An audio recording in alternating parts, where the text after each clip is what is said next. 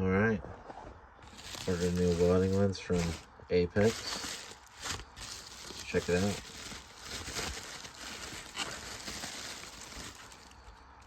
There's the lens. We got a couple stickers.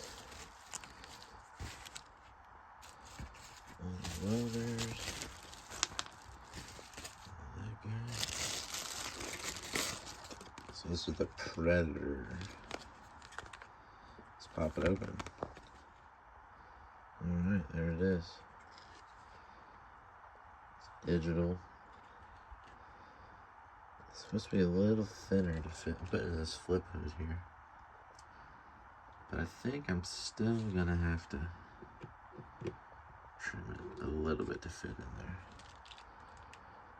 But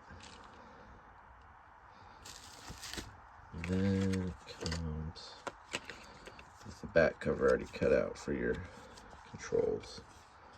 So let's get it in the hood and see how it fits. Alright, there it is. Even though it was the slim one, we had to trim the side to get it in, but it